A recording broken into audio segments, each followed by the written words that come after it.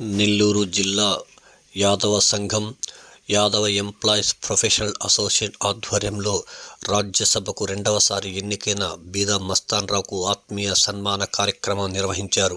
నెల్లూరు నగరంలోని ముత్తుకూరు రోడ్ రాధే గెస్టిన్లో జరిగిన ఈ కార్యక్రమంలో సభా అధ్యక్షునిగా బొమ్మి నాగకిషోర్ వ్యవహరించారు.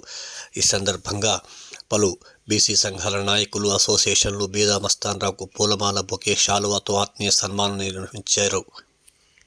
ఈ కార్యక్రమంలో ఆయుర్వేద వైద్యులు, కరోనా నిపుణులు బొనిగి ఆనందయ్య, కాళేశ, సలీం, కుంకాల వెంకటేశ్వర ప్రసాద్, ఆనంగి రమణయ్య, బొమ్మి సురేంద్ర, దేవరాల సుబ్రహ్మణ్యం యాదవ్, సిహెచ్ హరిబాబు యాదవ్, రఘురామ్ ముదిరాజ్, నక్కా దినేష్ యాదవ్, రాజా యాదవ్, రామచంద్రయ్య యాదవ్, ఎస్కే ఖాసిం, సలీం, రాజేశ్వరి, విజయలక్ష్మి తదితరులు పాల్గొన్నారు.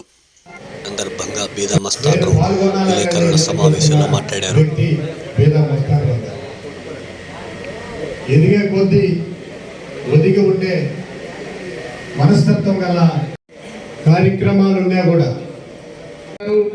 అదేవిధంగా పలమాల శ్రీహరి గారు సన్మానించడం జరుగుతుంది. ఎక్కడైనా బయట ఉండగా త్వరగా రావాల్సిందిగా కోరుతున్నాను.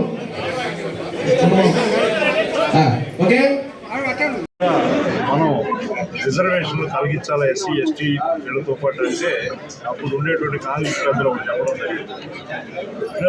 ఖచ్చితంగా తొందరలో వాడకూడదు చేద్దాం, మొదటి ప్రారంభంగా చేద్దాం, ఇప్పుడు అన్నీ పెట్టుకుంటే లేట్ అవుతుందని చెప్పి ఆ మాట చెప్పి 75 సంవత్సరాలు అయినా కూడా ఈ రోజు రాష్ట్రమే కాబట్టి చాలా బాధాకరమైన విషయం. కాబట్టి నా వంతుగా ఒక బీసీ సామాజిక వర్గం వచ్చినటువంటి రాజ్యసభ సభ్యుడిగా ఇతర బీసీ పార్లమెంట్ సభ్యులందరూ కూడా కలుసుకొని ఢిల్లీ స్థాయిలో మన ప్రధానమంత్రి గారు బీసీ కాబట్టి మేము ఒత్తిడి పెంచుతామని చెప్పి తెలియజేస్తున్నాం. మాకు అవకాశం ఇచ్చినటువంటి నాకు ఈ మీట్ అండ్ గ్రీట్ అనేటువంటి కార్యక్రమాన్ని ఏర్పాటు చేసిన బీసీ నాయకులందరికీ పేరు పేరున కృతజ్ఞతలు తెలియజేసుకుంటూ పాత్రికేయ మిత్రులందరూ కూడా శుభాకాంక్షలు, సంక్రాంతి శుభాకాంక్షలు కూడా తెలియజేసుకుంటారు.